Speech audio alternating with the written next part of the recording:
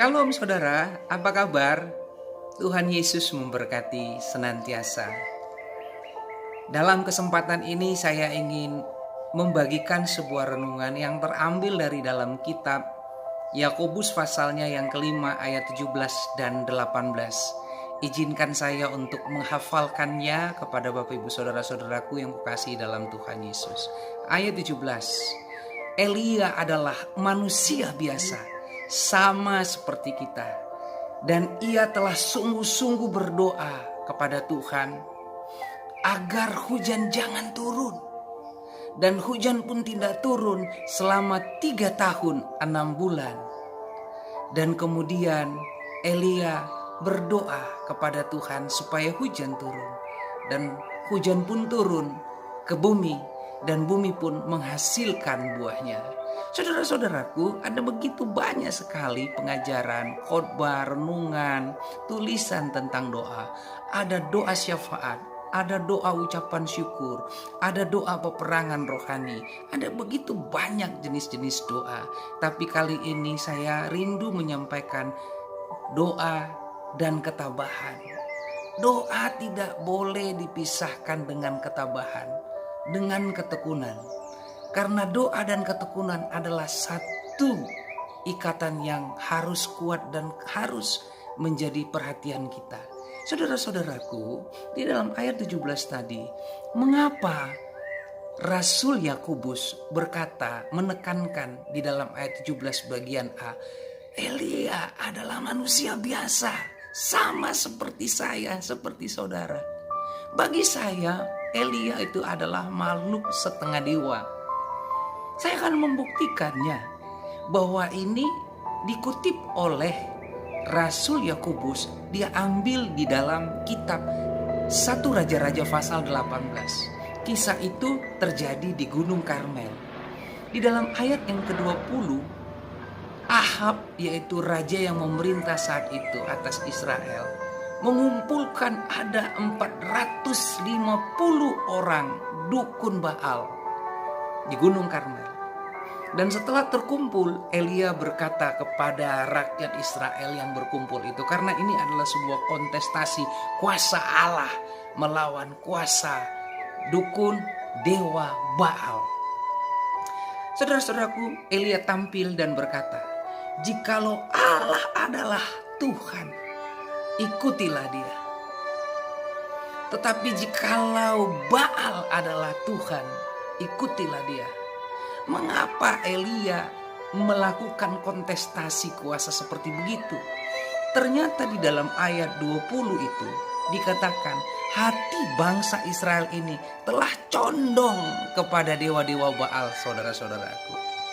Akhirnya terjadilah kontestasi tersebut. Yang kukasihi dalam Tuhan Yesus Kristus, diambillah 2 ekor lembu dan kemudian dibangunlah mesbah pengorbanan kepada dewa dan Allah.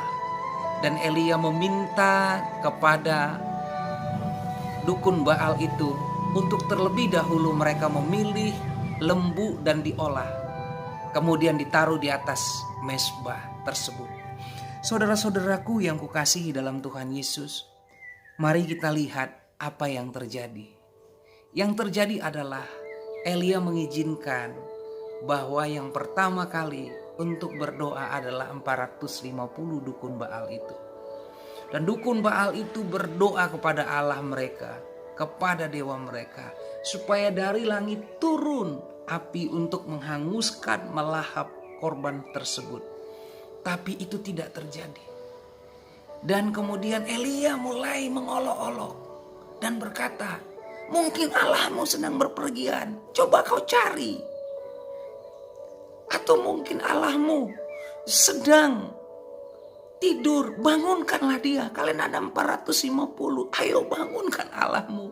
Saudara-saudara yang kukasihi, sangat unik. Dan oleh karena olok-olokan itu, dukun-dukun itu semakin emosi, saudara-saudaraku. Saking emosinya, mereka mulai melakukan ritual ritual yang sangat membahayakan keselamatan mereka. Mari kita baca di dalam ayat 27. Pada waktu tengah hari Elia mulai mengejek mereka dan berkata, "Pergi, panggillah lebih keras, bukankah dia Allah?"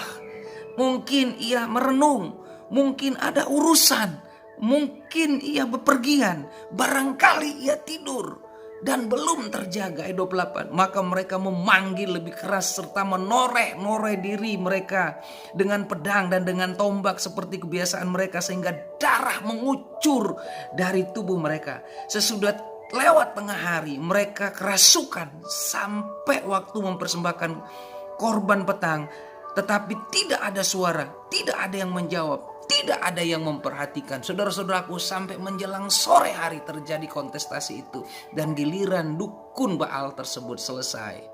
Akhirnya Elia berkata kepada seluruh rakyat itu, "Datanglah mendekat kepadaku." Maka mendekatlah seluruh rakyat itu kepadanya. Lalu ia memperbaiki mezbah yang telah diruntuhkan itu. Kemudian Elia mengambil 12 batu menurut jumlah suku keturunan Yakub kepada Yakub yang telah datang. Firman Tuhan, "Engkau akan bernama Israel." Ia mendirikan Bapak Ibu Saudaraku, batu-batu itu menjadi mezbah demi nama Allah, dan membuat satu paret sekeliling mezbah itu yang dapat memuat 2 sukat benih. Ia menyusun kayu api, memotong lembu itu dan menaruh potong-potongannya di atas kayu api. Sesudah itu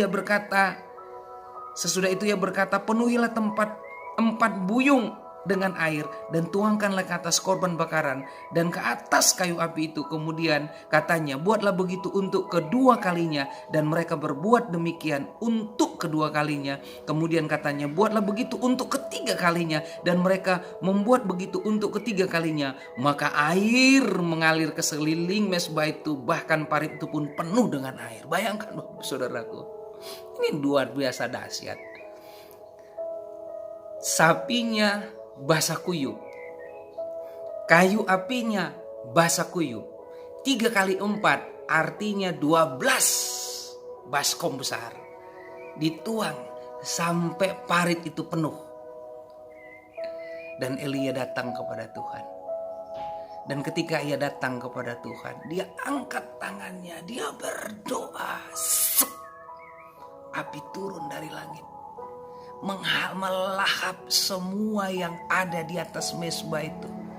Kayunya habis, dagingnya habis, airnya kering karena api dari sorga. Saudara-saudara yang kukasihi dalam Tuhan Yesus, dan ketika itu selesai, Elia berkata, "Tangkap 450 dukun Baal." Maaf, tertulis bahwa 450 dukun tersebut disembelih. Sesi pertama selesai. Setelah peristiwa ini terjadi, di dalam kitab 1 Raja-Raja pasal 18 ayat 20 sampai ayatnya yang ke-46 ini, saudaraku, bersambung ayatnya. Ayat 39. Ketika seluruh rakyat itu melihat kejadian itu, sujudlah mereka berkata-kata, "Tuhan, dialah Allah, Tuhan, dialah Allah." Akhirnya bangsa itu berbalik karena kuasa Tuhan yang dahsyat.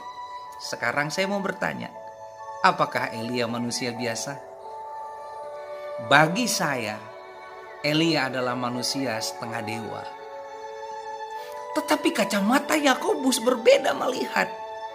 Yakobus melihat Elia adalah manusia biasa, sama seperti saudara, sama seperti saya. Perbedaannya adalah Elia telah sungguh-sungguh berdoa meminta kepada Tuhan supaya Tuhan tidak menurunkan hujan, dan hujan tidak turun selama 3 tahun 6 bulan. Dan kemudian Elia meminta lagi kepada Tuhan dengan sungguh-sungguh berdoa supaya hujan turun. Akhirnya hujan pun turun ke bumi dan bumi pun menghasilkan buahnya. Pertanyaannya, seberapa cepat Elia meminta kepada Tuhan supaya hujan turun? Ini akan menjadi jawaban bahwa doa itu adalah ketabahan. Saudara-saudaraku, yang kukasihi ke dalam Tuhan Yesus Kristus, ayat 41 Alkitab berkata demikian. Kemudian berkatalah Elia kepada Ahab, pergilah, makanlah dan minumlah, sebab bunyi hujan, derau hujan sudah kedengaran.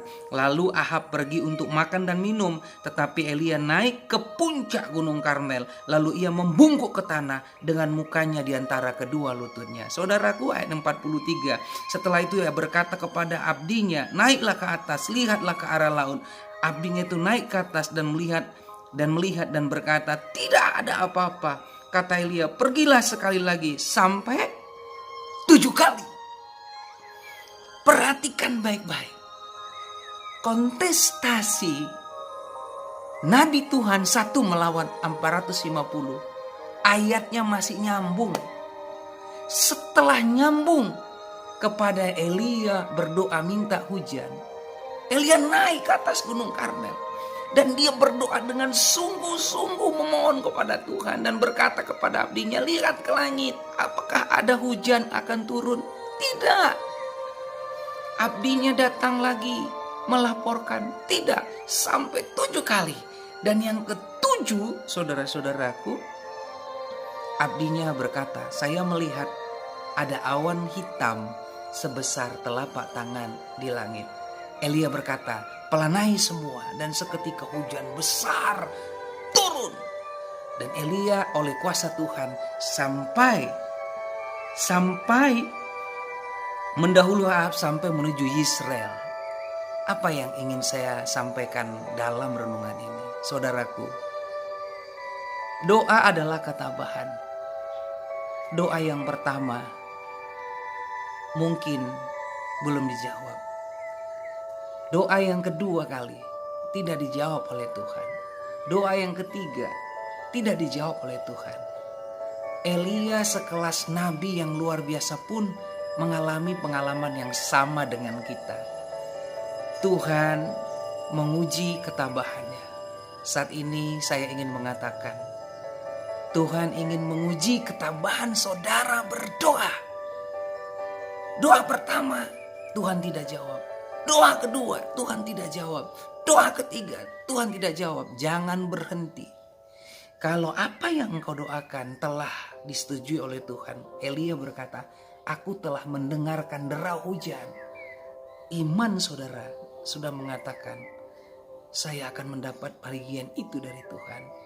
Maka jangan berhenti pada doa ketiga. Jangan berhenti doa keempat. Masih ada doa kelima, masih ada doa keenam, masih ada doa ketujuh.